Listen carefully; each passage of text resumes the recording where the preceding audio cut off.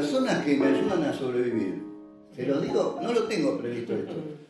A vos te lo dije en algún momento. Personas que me ayudan a sobrevivir moralmente, anímicamente, en muchos planes, es la que vale, la intelectualmente. supervivencia que vale es esa. Sí, claro, bueno, hermoso. Entonces estábamos hablando de cosillas y tenemos que presentar al invitado, el ingeniero Manuel Vila García.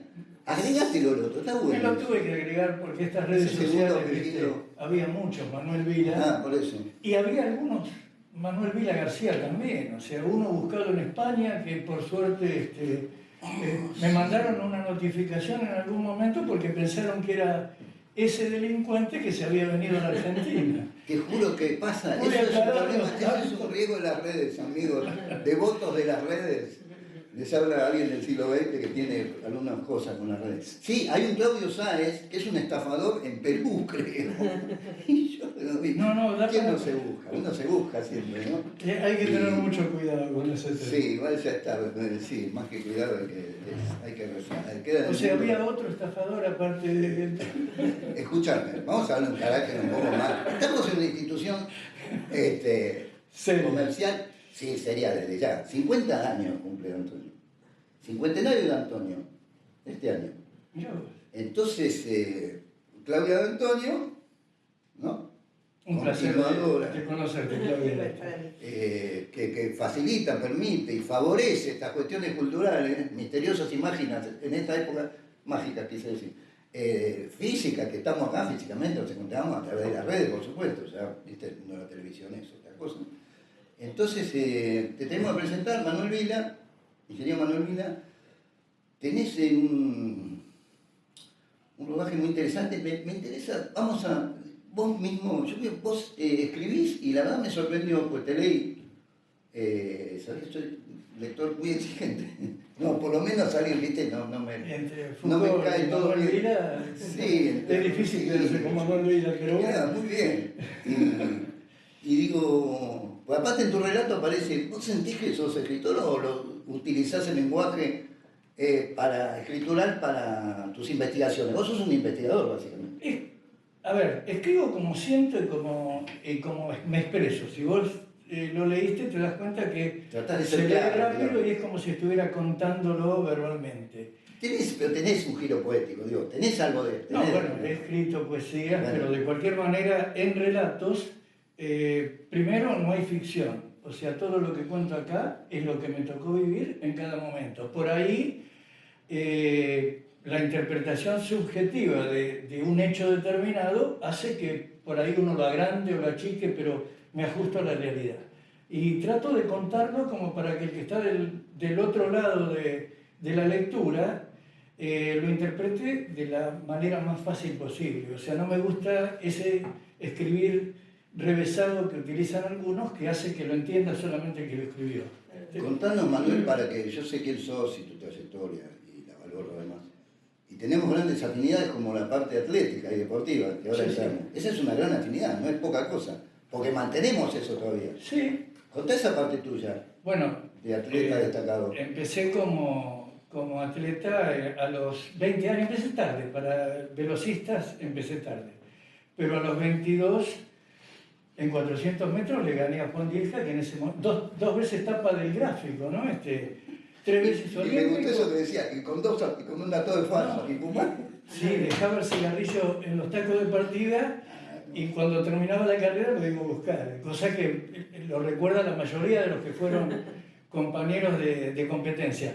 Después fui presidente de la Federación Atlética Metropolitana, incluso en diciembre, o sea, compito como veterano. En diciembre del año pasado corrí en el Senal 100 metros y los otros que se habían anotado en mi categoría, yo soy más de 75, no aparecieron o se asustaron porque... Ganaste por concurso de grado desierto. Yo gané un concurso de poesía porque se declaró desierto el primer premio. Y la verdad fue un halago y a la vez... Pero uno no es responsable, los responsables son los otros que se borran, así que yo no me tengo que hacer cargo de los demás. Igual la ventaja deportiva, volvemos rápido, pero digo, sin Nadal acá en la Argentina, no en Buenos Aires, la Copa Davis la perdimos sin Nadal, ¿te acordás que estaba ganada? No viene nada, tenemos del potro a Galvanea, ya Bueno, festejamos. Creo que a Nadal, la primera vez que vino a competir a la Argentina, le robaron el partido. Bueno. Y era un muchachito de 18 años. Es la culpa mía. También te gusta el tenis. Escuchame, volvamos. Tu estado físico es. ¿Qué edad dijiste que tenés, Manuel? 76 cumplo en agosto. Y nos vamos al Parque Chacabuco que tenemos cerca. El Parque ¿Cuántas vueltas te Chacabuco, da? 4 kilómetros de la La vuelta. pista la hice yo, así que tengo derecho a usarla. Claro. No deja de sorprender. ¿Sí? Sí, yo había corrido en la pista vieja del Parque Chacabuco, que era paralela a Curapalí. Claro. Cuando pasa la autopista, que la corta por la mitad, se lleva a la casa de la federación que estaba ahí. Cuando fui presidente de la federación, digo que voy a hacer la pista, por supuesto ahora paralela a la autopista y a asamblea del otro lado, y antes de terminar el mandato tenía la pista desarrollada. Cuando dije, siendo presidente, que iba a hacer una pista nueva, algunos se sonrieron, pero se ve que no me conocían. Yo cuando digo que voy a hacer algo, hasta que no lo consigo no paro. La hice en polvo de ladrillo, después la transformaron mal en conchilla y ahora la hicieron sintética hace unos 5 o 6 años. Ahora está linda. Así, Sí, está muy sí, bien. está Está muy bueno. Contanos, Manuel, este episodio casi épico de los 200 años que suena. Algo muy importante y no. Después vamos a María Molina. Que no, pues es muy importante esa anécdota. Tu anécdota es una vivencia tuya con respecto a tu libro. Pero, ¿qué pasó con esto del Archivo General de la Nación? Bueno, yo te cuento. Me arrimé al Archivo General de la Nación por una cuestión de curiosidad muy simple. Quería saber en qué momento la cal había dejado de ser usada exclusivamente para blanquear las propiedades y había empezado a ser usada como ligante. Eso requiere, cuando se hace la calcinación, un poder calórico importante, que no siempre se logra en un horno determinado.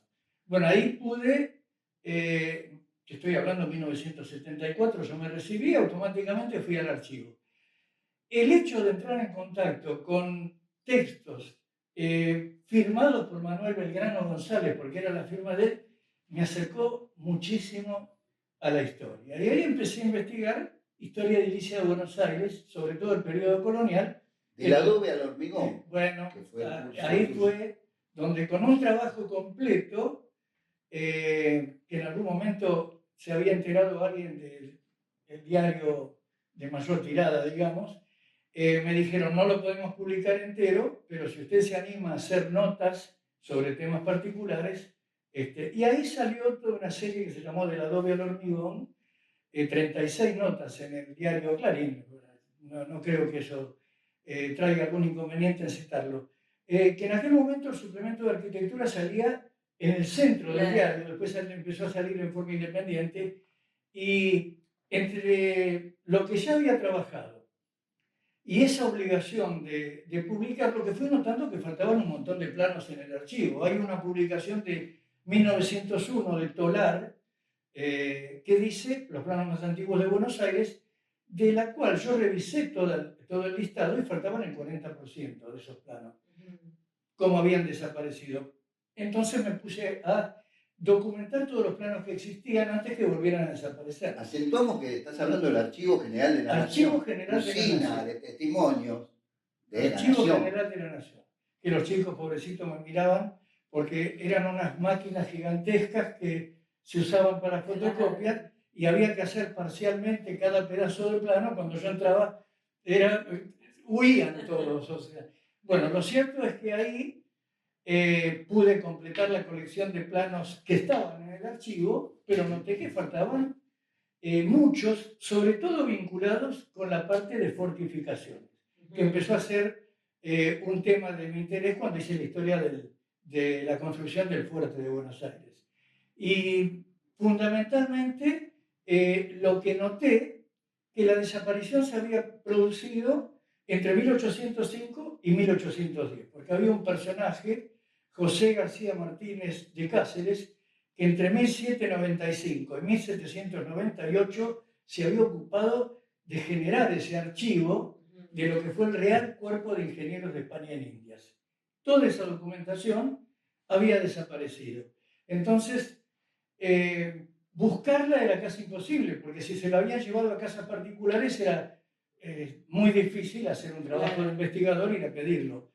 Pero la referencia fue que como trabajaban para España, remitían a España un original y por suerte España ha digitalizado en sus museos y en sus archivos casi todo el material. Entonces empecé a bajar de a uno esos planos, me ayudó un muchacho que vive en Concepción del Uruguay, Cristian Botosi, me ayudaron algunos uruguayos, uno que vive en el Real de San Carlos, que es ahí pegadito a Colonia, donde el virrey Ceballos hizo el asentamiento para tomar Colonia. Con algunas ayudas pude armar un esquema que en su momento fueron 74 planos, que lo presentamos en el Consejo Profesional de Ingeniería Civil, y se completaron 94, que estimo que puede haber algunos más, pero ya es muy difícil de encontrarlos. Así que recuperamos para la ciudad de Buenos Aires. Fundamentalmente lo que se recupera a través de estos planos es el protagonismo de Buenos Aires antes de 1810. Porque al ser capital de la gobernación, capital del virreinato, todo lo que eran planteo de fortificaciones o verificación de qué hacían los portugueses, por ejemplo, al oeste del río Paraguay, documentaban qué construcciones habían hecho y iban a destruirlas, porque era un avance, ni hablemos de Tordesillas, ya se habían corrido de la línea de Tordesillas una barbaridad, pero al mismo tiempo estaban avanzando sobre dominaciones españolas. Así que todo eso pudimos presentarlo y yo estoy muy feliz fundamentalmente de que se socialice la información. Y con Claudio, que hemos tenido, en algún momento dimos el curso de Historia Edilicia de Buenos Aires y también lo de fortificaciones, porque he dado cursos de fortificaciones en distintos lados, lo que a mí me entusiasma es ver gente a la cual le puedo volcar aquello para lo cual estuve investigando. Porque guardarme, yo me acuerdo de un profesor que tuve en geología, que el tipo veía una foto y decía qué lugar del país era, o sea, una memoria fotográfica terrible, pero no sabía explicar. Entonces todo su conocimiento quedaba metido dentro de su cabeza. Yo digo que si la investigación no se socializa, no sirve absolutamente para nada, se va con el que la hizo. Manuelito, tu inquietud que pasó a lo histórico se fundó en esas cuestiones de la fortificación. Empecé a ver documentación. Porque presupuesto el archivo de la Nación. Sí, en el archivo. Contate la pregunta a todos. O sea, me fui juntando con elementos que ampliaban un poco el primer motivo por el cual me había acercado. A ver, me llamó poderosamente la atención, por ejemplo, el trabajo de un gobernador, José Martínez de Salazar, que estuvo entre 1660 y 1670 y algo, después viaja a España porque está enfermo y termina muriendo en España. Pero mientras tanto fue el responsable de toda la fortificación de Buenos Aires y le pidió al virrey del Perú que hiciera él la fortificación, y el virrey del Perú le contesta que estando tan cerca del enemigo, el enemigo era Portugal, era como entregarle, gastar dinero en fortificar Buenos Aires era como entregárselo al enemigo. Entonces se tomó el trabajo personal de hacerlo él. Hace un fuerte que se llama de San Sebastián, que estaba en la zona de Retiro, hace un fuerte en Pilar, hace un fuerte en Tigre, fortifica el fuerte de Buenos Aires hasta Salazar, fue una risa, porque lo hacían con tierra y cuando venían, como parte de un error el fuerte de Buenos Aires, porque voy para atrás. Cuando Garay hace la distribución en suertes, la manzana de la actual Plaza de Mayo, que era la Plaza Mayor, era una, y después venía el fuerte, en lo que es la parte más cercana al río de la actual Plaza de Mayo.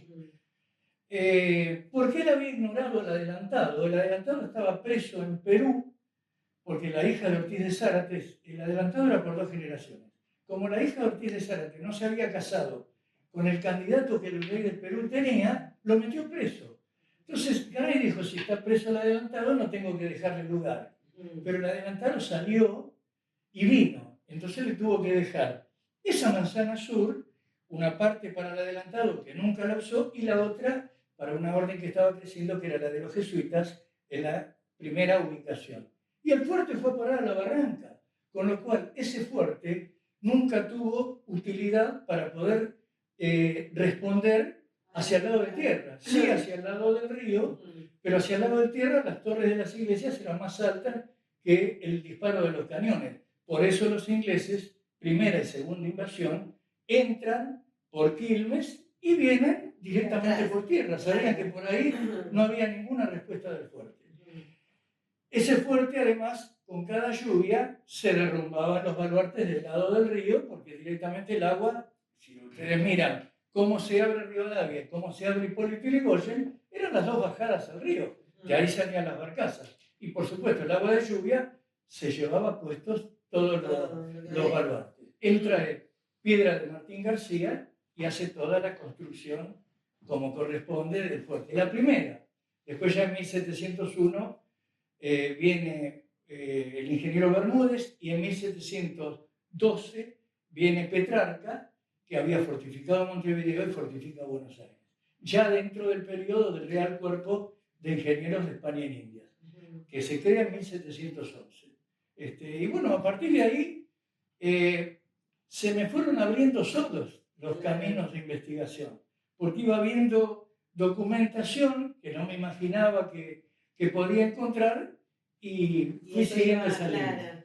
O sea, Mariano Moreno no tiene nada que ver con todo esto. No, pero ¿por qué aparece? Y mirá, yo creo que y tu homenaje, desde muy chico, tu jugado homenaje, ¿no? Que le rendiste. No pude digerir el se necesitaba tanta agua para apagar tanto fuego. Todos nos morfamos, claro. Bueno, entonces dije, esto no suena, para más uno sabía del decreto de supresión de honores que había hecho Moreno. En dos líneas, Mariano Moreno, protagonista de Diario La Gaceta. Sí, bueno, pero además era un jacobino, o sea, no se puede negar su actitud. Por ejemplo, cuando Campo lo quiere traer a Liniers, hay una contrarrevolución en Córdoba, famoso clamor, y Ocampo, que enviado para justiciar a los cabecillas, lo trae a Liniers, que era el héroe de las invasiones inglesas. Imagínate si lo traían a Liniers a Buenos Aires, iba a haber más adeptos a Liniers que a la junta que estaba vigente. Entonces Moreno, en una de las reuniones de la junta, le dice a Castelli, vaya usted y cumpla con la tarea de ajusticiar a Liniers, y si no voy a ir yo personalmente. Por supuesto que Castelli no le costaba nada porque era otro, fue y lo liquidó. Si se ponía algún otro adelante también lo liquidaron. Pero ese tipo de actitud con un Saavedra que jugaba a varias puntas, no te olvides que Saavedra integra la primera junta antes de la primera junta real. Pues el antecedente del político, Saavedra. Y sí, lo que pasa es que estaba al frente del mayor regimiento que había en esa Buenos Aires colonial. Estamos hablando, por si yo no sé si resuenan los nombres que dijiste vos, imagino que sí, yo estudiaba en el colegio de eso, pero digo, estamos hablando de la fundación de, no me dejes de decir a mí cosas que no sé, pero estamos hablando de la patria, como del origen. Los orígenes de ¿no? Cuando le encomiendan esa misión, que ahí es dual, lo vas a leer en el libro, Saavedra dice, él me pidió, pero después dice, le ofrecí, entonces queda la duda, si le pidió Moreno viajar a Londres para pedir refuerzos a Inglaterra, o se le ofreció Saavedra ya preparando el famoso complot en el cual muere Mariano Moreno. Y muere el 4 de marzo de 1811 con un barco que permanece durante 4 días sin moverse a muy pocos kilómetros de Río de Janeiro, aparentemente esperando la muerte de Mariano Moreno, y tampoco entra después de muerto, porque ya existía la autopsia cadavérica.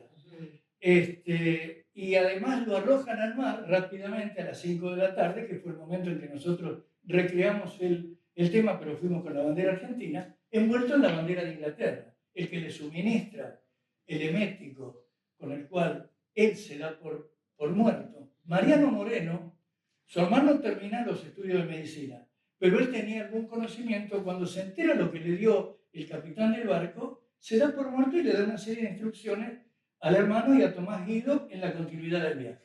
Así que imagínense que esto está muy lejos de se necesitaba tanta agua para apagar tanto fuego. Incluso leyendo las cartas de Saavedra, que le envía a distintos integrantes de lo que era el movimiento político de aquel entonces, el enfrentamiento estaba claro. Hay relatos que dicen que el propio Moreno andaba con 2 pequeños revólveres porque estaba amenazado por todos los jefes del regimiento de Patricio. Había un solo regimiento que le era leal, es otra investigación que hicimos, que era el regimiento La Estrella, que en realidad el nombre oficial era Regimiento América, pero como tenían una estrella, la gente le llamaba América, y el jefe de ese regimiento era Domingo French, el del famoso French Beverly. Sí. Les voy a decir algo que lo investigamos nosotros. El perito Moreno siempre quiso saber si tenía alguna relación con Mariano Moreno. Nunca lo consiguió. Pero la familia crea 2 compañías de seguro, La Estrella y América, que coincidentemente son el nombre oficial y el nombre popular de la compañía única que era leal a Mariano Moreno en los movimientos de la Junta de Mayo. Yo no creo, a ver, estadísticamente, a uno que le gustan las estadísticas es imposible. Genia, Claudia, yo no estoy entendiendo. Causalidad. No sé, yo me perdí ya. Me fui. No, si ella te entendió.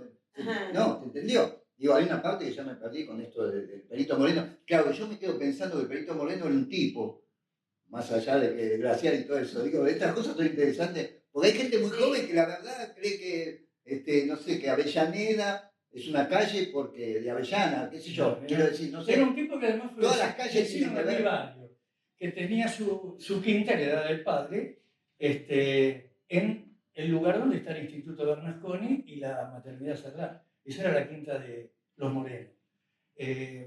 Como el padre de Mariano Moreno, perdón, de Francisco Pascasio Moreno, se había casado con la hija de un oficial inglés, tenía una relación muy importante con los ingleses que estaban en Buenos Aires.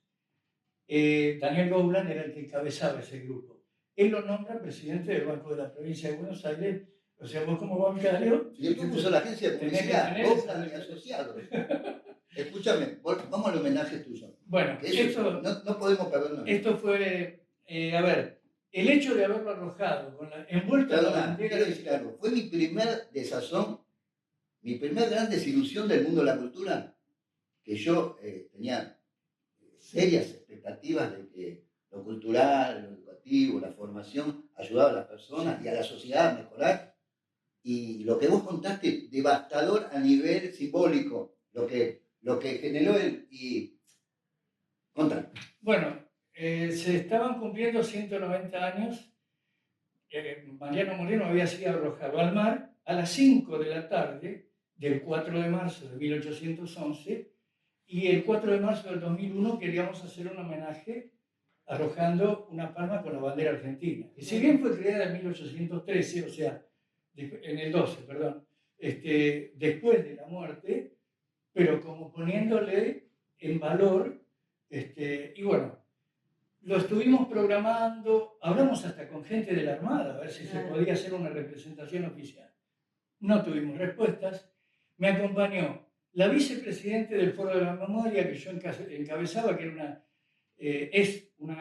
ahora ya dejó de serlo, pero jueza del Tribunal Oral Penal, la doctora Giacobini, nieta del doctor Giacobini, y allá en Río de Janeiro, un argentino, Carlos Sánchez, se había ocupado de armar una palma. Perdóname, le doy un marco, porque no está siendo tan dramático como yo lo vi, como vi vivencia. Esperá, porque estamos hablando que esta persona, Manuel Vila, un tipo autónomo que ya tiene que trabajar y hacer su vida, todo esto que hace por pasión, por vocación, decide, en virtud de que da la espalda a la sociedad. Yo imaginé la fragata Libertad, yo imaginé 20 buques. Yo también lo vi. Claro, somos para eso, no para eso. Lamentablemente. Pero digo, pensemos que él, porque yo hubiera dicho, bueno, una vez, ahí fracaso de la cultura, listo, escribo libros, escribo poemas. Pero él dice, lo voy a hacer yo. Entonces contá lo que Así hiciste hubiera vos, estado solo. a riesgo y cuenta tuya, y pagando vos. Sí. Contale, eso es lo mágico de este hombre, que hizo igual el homenaje, pero que no es que fue a la Plaza de Mayo y tiró. No, pero además... ¿Qué hiciste? En ¿Fuiste a ese Río de margen, Janeiro, a las coordenadas? en ese margen de soledad, porque éramos 3 argentinos, el que estaba en Río de Janeiro, Cristina y yo, contratamos una lanchita. Ni siquiera teníamos puestos los salvavidas. Bueno, eso es otra historia aparte. Y salimos de Marina de Gloria un día que no salía ninguna nave. Eso está creo que en YouTube está la filmación. Olas de 6 metros. Y navegamos 5 horas hasta llegar al lugar. Habíamos calculado que íbamos a llegar para estar a la hora que lo habían arrojado al mar. Se arroja la palma con la bandera al humedecerse quedaba colgando. Esto todo está filmado. Y me dice Carlos Sánchez, que era el argentino que estaba allá, dice, Manuel, mira el mar. El mar se planchó en el momento en que nosotros arrojamos, me cuesta a veces contarlo, la palma. Y cantamos el himno nacional, y este muchacho que era brasileño, que manejaba el bote, largó el bote y se puso de pie, y así nos vamos todos al agua, porque él quiso acompañar eso que estábamos haciendo. Imagínate que en el medio del océano, a la vuelta, en ese momento estaba el mar planchado. Hicimos 5 minutos y otra vez las olas. Hay fotos que hemos levantado que todos dicen, están locos, ¿cómo salieron? Y sin los salvavidas. Pero bueno, era algo que queríamos hacer y lo hicimos. La palma decía, los argentinos no te olvidamos, esta es tu bandera, ¿no? Mariano Moreno. Lo pueden ver todos, está en YouTube, un homenaje desagravio, porque eran las dos cosas al mismo tiempo, a Mariano Moreno. O sea, lo que buscábamos era un desagravio. Lo habían arrojado con la bandera del país al que pertenecía la persona que le había suministrado el veneno con el cual lo mata. 4 gramos de tartrato de antimonio. Esto está... Lo insólito es que el hermano... ¿Qué edad tenía? 32 años. El hermano no se anima a contarlo en 1812, en un libro que publica, y recién lo cuenta en 1836, que nosotros decimos muy tarde para ir a buscar responsables, ¿no? Pero por supuesto que la presencia de Inglaterra y la de algunos acólitos que estaban dentro del poder en Argentina era intimidatoria para poder blanquear esta situación en ese momento. Es entendible.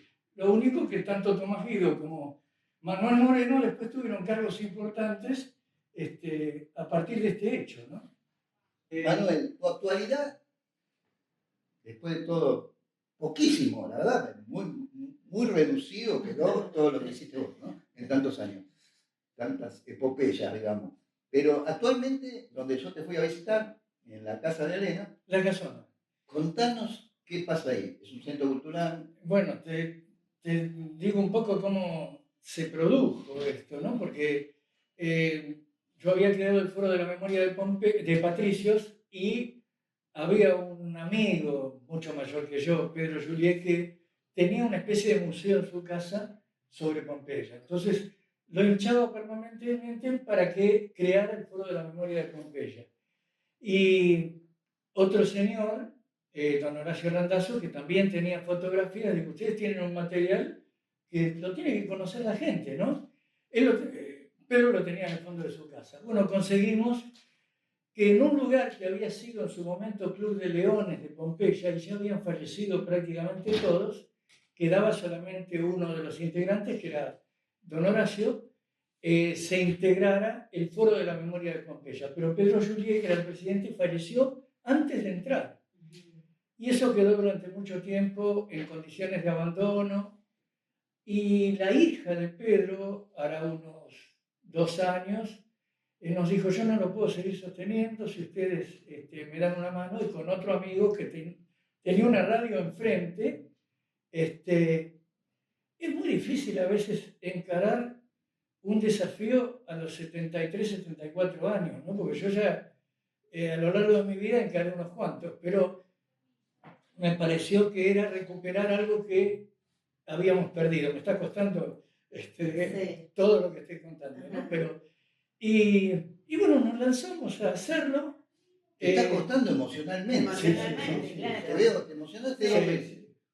Porque hay mucho esfuerzo atrás, Sí, claro. Claudio. Vos pensás que para recuperar eso hubo que hacer techos nuevos, toda la instalación eléctrica nueva, las resistencias del salón que hoy utilizamos para las actividades culturales eran casi 6.000 watts. Cuando bajabas una llave, imagínate que era imposible de sostener. Yo estuve hace poco ahí, no tuvimos el primer encuentro. ¿De dónde está? ¿Almafuerte? Almafuerte, al 700, todavía está el león del viejo Club de Leones, lo dejamos porque era justamente, si uno quiere respetar la historia, tiene que respetar la historia del lugar donde está también, ¿viste? Algunos decían, no, tienen que borrar, porque si el Club de Leones desapareció, no importa. El encuadre es que es un centro cultural abierto a la comunidad. Absolutamente abierto, damos distintos talleres, el salón lo utilizan para festejar cumpleaños. No me pudiste invitar un café porque había gente que daba inglés. Recién, hay mucha actividad. Y te cuento, recién después de 2 años,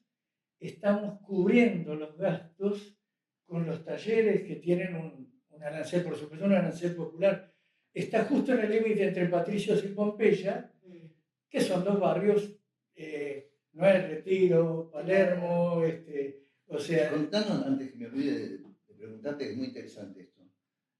¿Por qué se llama La Casona de Arena? La Casona de Arena. Bueno, la casona porque realmente era una casona originalmente, y arena porque en el Tango Sur, cuando habla de arena que la vida se llevó, Meno Mansi, está refiriéndose al nombre propio. Él, cuando terminaba en el Colegio Lupi, donde estaba como semipupilo, volvía a su casa, que era en Garay, el pasaje de Anel, caminando por Almafuerte, que iba en diagonal. Pero en aquel momento se llamaba Arena, hasta 1922.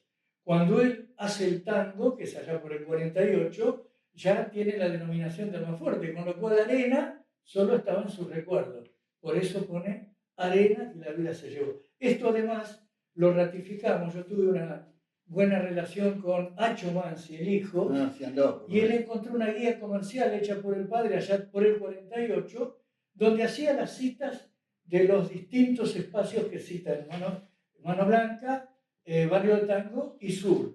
Y por supuesto hablaba de Arena como la calle en la cual volvía a su casa. Manuel, ellos son mansiones de apellido, ¿no? Ellos son mansiones. Bueno, pues fíjate que Acho se quedó con el apellido artístico del padre y el nieto también. Yo me enteré hace poquito que los nietos siguen. Y Benito Cerati, si Cerati se llamaba Cera.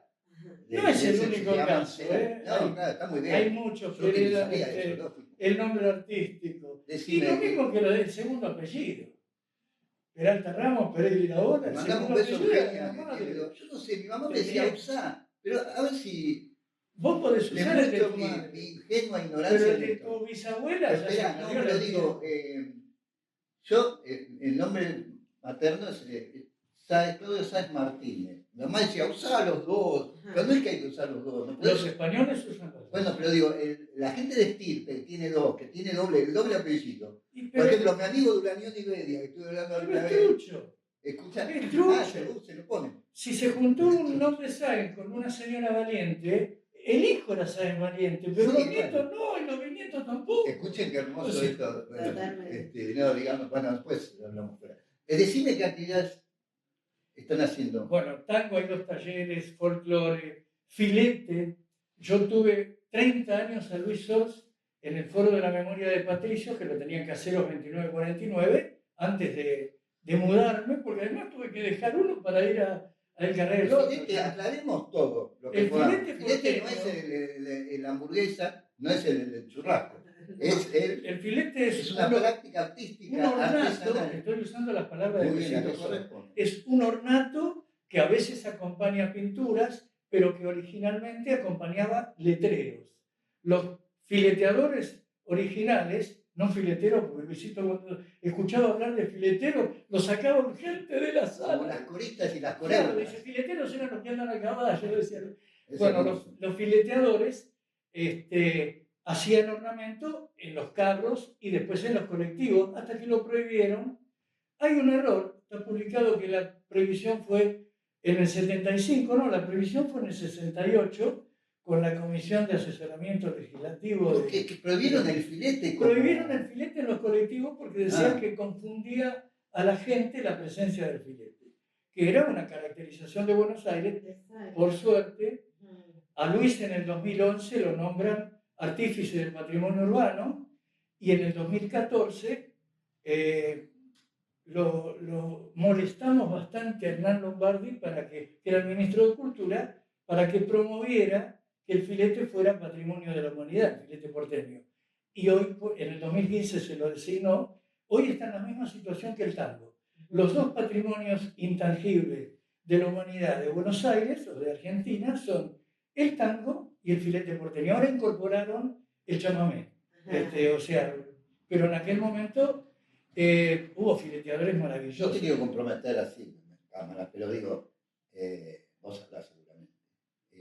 El filete, podemos decir que es una técnica. No se hizo en otros lados. Bueno, se lo trató de vincular a los carros venecianos que tenían algún tipo de ornamento, pero el ornamento que usa el filete porteño es completamente distinto, con escarapelas, con banderitas, con Gardel, porque Gardel, ¿qué te iba a decir? Gardel, los Gardel los tacheros, son maravillosos. O sea, yo lo vi yo, o sea, yo lo tenía visito como profesor, que te voy a contar eso. El primer taller de filete que hubo en Buenos Aires lo tuvimos nosotros en el Foro Colvisor. En el Foro de la Memoria, en 1998. Después arrancó el Centro Cultural Martiniano Arce era el más famoso. Martiniano Arce y Luisito Sorge era como Boca y River en el fútbol. El otro gran. Cuando yo le digo a Luis, le había pedido varias chapas para marcar lugares históricos del barrio. Y un día le digo, en el 96, digo, Luis, ¿no querés dar clase de filete en el Foro? Yo creo que te lo conté esto. Me dice, esto no es una fábrica de chorizos que yo... Y por supuesto me quedé quieto, y al año, después pobrecito falleció, él me llama un día y me dice, mira, yo me estoy dando cuenta que mi hijo no sigue lo mío y que no estoy generando nada atrás. Dice, sí que si querés probar, y el probar... Paso mi legado. El probar hizo que una persona que hasta los 65 años había hecho de su vida la técnica personal, se tuviera que reinventar como docente de aquello que él hacía naturalmente. Y fue maravilloso. Sí, Manolín, escúchame, qué acertado estuve en buscarte. Te busqué incesantemente, porque recibí la comunicación, ven lo que son los medios también, uno tiene que agradecer todo esto que pasa, ¿no? El tema es saber, como decíamos en el programa de Luz Soberana, hay que, con una música así de heavy metal, hay que saber, en la vida hay que saber qué puente hay que atravesar y qué puente hay que volar, cuál hay que evitar, ¿no? Pero digo, en toda el marasmo de cosas que pasan. Pero, me olvidé lo que te iba a decir en tanto halago. No, yo me cuesta, ahora me emociono mucho. Mi mujer dice que estoy hecho un maricón de primera categoría, pero bueno. Eso lo editamos, cuando vos lo vivís, claro, no lo viviste. Claro. Pero cuando lo recordás Claro. Manuel, la virome y el colectivo, ¿podés constatar vos? ¿Son inventos argentinos? Sí, bueno, Viro no era argentino de origen, ¿viste? De cualquier manera lo hizo acá. Viro. Viro. Claro, bueno, pero está bien, Gardel tampoco era argentino de origen. Eso es interesante, para ir cerrando. Vamos a quedar pendientes. ¿Con qué teoría me asocio? Si con la del uruguayo no. El tema de la historia. Yo tengo una pretenciosa, no es una frase, me surgió de tanto, me metí con, la verdad que la historia, sobre todo cuando uno empieza a ser grande y a entender y a relacionar cosas, te das cuenta que lo histórico, digamos, el testimonio histórico es fundamental para entender de dónde venimos, hacia dónde vamos, toda esa idea, ¿no? Pero digo, la verdad que hay relatos Yo creo que no hay historia, digamos, por supuesto la historia, hay todo un cúmulo, se podemos hacer 6 tomos sobre la historia, pero me parece que lo que hay en sí es relatos, y que esos relatos pueden ser eficaces. A mí lo que me interesa de la historia es que sirva, como el caso de las chicas que son más jóvenes, para que graviten su vida y digan, che, es importante esto. Pues no es un saber, digamos, como la geografía o como otras cosas, poder decir, bueno, si no sé cuál es el río Duero, el Guadalquivir, mira las cosas que me acuerdo, qué sé yo. Pero digo, saber, ¿viste? ¿Qué pasó con algunas personas? Lo que generó nuestra vida actual es fundamental. Lo que tengo claro de la historia es esto de lo difícil que es testimoniar cosas y no utilizar, y después cómo se utiliza, ¿no? Y las contras que encontrás, porque cuando hay un relato determinado, no apoyado en un hecho histórico, después te cuesta mucho ir para atrás, porque eso genera toda una serie de intereses atrás. A mí me tocó, por ejemplo, en Parque Patricios, el historiador Luis Martín, muy respetable, porque la verdad que trabajó muchísimo, en uno de sus libros pone que la avenida Caseros era el Zanjón de las Quintas, cosa que a mí no me entró nunca, porque digo, ¿cómo el Zanjón si era la parte más alta del barrio? ¿De dónde había venido el tema? Me costó muchísimo encontrarlo. Resulta que pegado al matadero de la Convalecencia, que era la Plaza España actual, había un señor de apellido Coronel, no era coronel del ejército, que tenía un matadero casi clandestino enfrente del propio matadero. Los animales le llegaban porque tenía terreno que salía por Amancio Alcorta y por Caseros. Los animales le llegaban por Amancio Alcorta, como llegaban al matadero, los ingresaban y salían los productos por Caseros. En un acto determinado dice, por la entrada principal hacia el Zanjón de las Quintas. Luis Martín, como Caseros era la gran avenida del barrio, lo relacionó con Caseros. Pensó que el Zanjón de las Quintas era Caseros. Todos los historiadores que vinieron después, y todavía hoy, si ustedes buscan Zanjón de las Quintas en internet, hay un montón que dicen la avenida Caseros. La avenida Caseros nunca fue el Zanjón. Primero porque el Zanjón generalmente está en la parte baja y es el que lleva agua. No lo iba a llevar en la parte alta cuando había pendiente. El Zanjón de las Quintas era la avenida Amancio Alcorta, que tenía una zanja que salía de ese matadero, iba a parar al riachuelo, a la altura del puente Alsina. Eso me costó muchísimo, porque estaba instalado. Bueno, dentro del marco de los lujos desmedidos, yo siempre hago énfasis en el mundo, en el lujo de la cultura. A esto se llama el lujo de la cultura, que me permite conectar con estas cosas, estas emociones y todo lo que estamos hablando. Este es el lujo de la cultura que es para todos, digamos, todos podrían, a su manera, ejercitarlo, ¿no? Entonces, uno de los lujos de la cultura es que la señora Claudia Antonio, con todas sus multitasking y todas sus ocupaciones, va a leer un texto tuyo, de tu barrio, tu historia personal, que se llama La Pelota. En tu libro, eso está bien. Relatos. Desde el corazón de mi barrio. Bueno, la pelota. Mi locura jugando a la pelota, yo nunca jugué al fútbol ni nada que se le pareciera, era correr y pegarle con alma y vida. Si era gol, lo gritaba con la boca abierta como un pez sin oxígeno, de la que salía un alarido gutural, impropio de quien se consideraba un ser humano, pero esa no era la mayor satisfacción. Mi orgasmo peloteril se daba cuando le dejaba un chichón al arquero o reventaba el revestimiento de las paredes o la colgaba sin contemplaciones en algún techo lejano y casi inaccesible. Humberto Espósito, el verdulero de Arriola, casi Uspallata, se pasó años reclamándome por haberle matado un canario al destrozar de un pelotazo una jaula que él imprudentemente colgaba en la pared de su casa. La gorda de Arriola y los patos, sospechada madre de Tati Tatota, arquero del barrio, émulo de Musimesi, me odiaba por los terribles pelotazos contra su pared, como se odia a un asesino de la peor calaña. De más está decir que el sentimiento era recíproco. Pero don José, el zapatero de al lado de casa, la relación había sido de suma amabilidad. Él sabía que yo era un chico estudioso y respetuoso, salvo cuando peloteaba. Pero para evitar los rezongos paternos y maternos, yo jugaba lejos de casa y de su taller tan cercano. Hasta que un día, no sé quién tuvo la mala idea de jugar un cabeza a cabeza, de vereda a vereda, en la zona roja, y para peor, con pechito y arremetida. Don José ocupaba un garage que todavía existe en el 279 de Arriola, con cortina metálica y unas hojas de vidrio, plegadiza que encubrían su mugriento tallercito. Se destacaban adentro un tacho donde escupía sus toscanos, asquerosamente mojados de saliva y masticados por sus nervios, hasta que se secaban y los volvía a consumir. Un frasco gigante de tinta y un olor penetrante de cuero teñido, mezclado con el bufache de sus Avanti. El encuentro era reñido y, si la memoria no me falla, íbamos perdiendo por escaso margen hasta que surgió una brillante oportunidad de resarcirnos.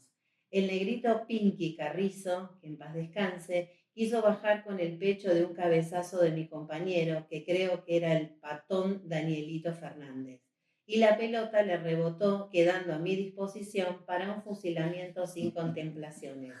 Y no iba a desperdiciar semejante bocadillo.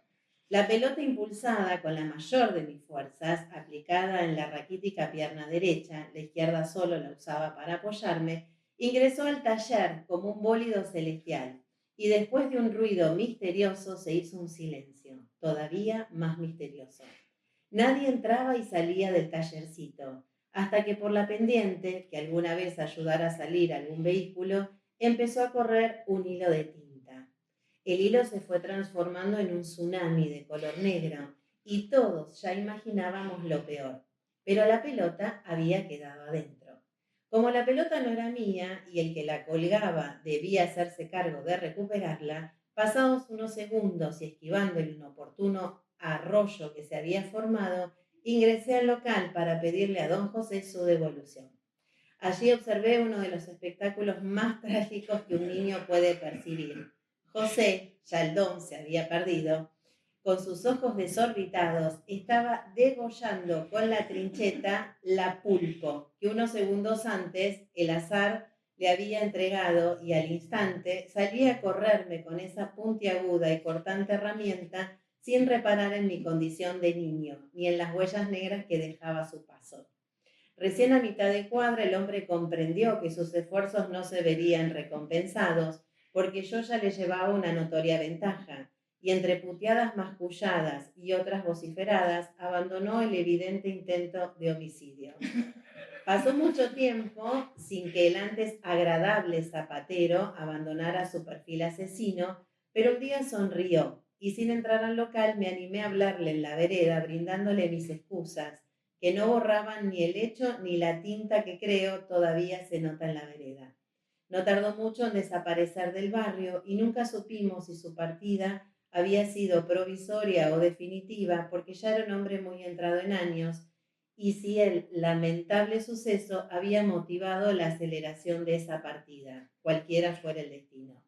En cambio, puedo asegurar que la experiencia fue determinante en mi vida, convenciéndome para pasar sin escalas de un pretendido y fracasado futbolista a un exitoso velocista.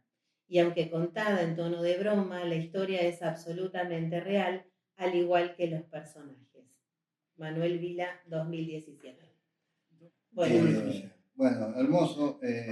Les agradezco a todos, a vos especialmente, Manuel. Escuchame, quedamos. La verdad que yo, para más institucionalizar, te dije venir acá, vos estuviste de acuerdo, pero creo que debemos una visita allá y filmar allá, en el Museo Giacobini, en el museo, perdón, que estabas antes, en la casa de la arena, que hay un museo, hay cosas muy interesantes. Después les mando una foto si quieren. Un día tenemos que hacerlo allá, porque si vos nos mandás imágenes, esto ya está suficientemente cargado y extenso para sumar las imágenes de allá, como habíamos pensado en un momento. Te puedo mandar del museo y te puedo mandar del salón. Está bien, pero digo, me parece que la cosa da para Sí, que vayamos Quieren venir con muchísimo gusto. a donde Mansi nos Así hizo lo- arena que la vida se Sí. llevó, que ahora está más Sí. fuerte, y hay mucho ahí. ¿Dónde te encontramos? Bueno, a los que les interese buscar investigaciones que hemos hecho, lo pueden buscar en Facebook. Soy Manuel Vila García. Pueden también, de alguna manera, convocarme con consultas personales en ingmanuelvila@hotmail.com. Incluso tenemos un blog que se llama Foro de la Memoria Patricios, donde tenemos ahí volcadas 160 investigaciones. Y nos vamos con tu poema Sentido. Vamos a ver, no soy un especialista en lectura de poesía. Léelo lentamente, te va a encantar. En un cajón hay un puñal. Fue forjado en Toledo a fines del siglo pasado. Luis Melián Lafinur se lo dio a mi padre, que lo trajo del Uruguay. Evaristo Carrigo lo tuvo alguna vez en la mano. Quienes lo ven tienen que jugar un rato con él. Se advierte que hace mucho que lo buscaban. La mano se apresura a apretar la empuñadura que le espera. La hoja obediente y poderosa juega con precisión en la vaina. Otra cosa quiere el puñal.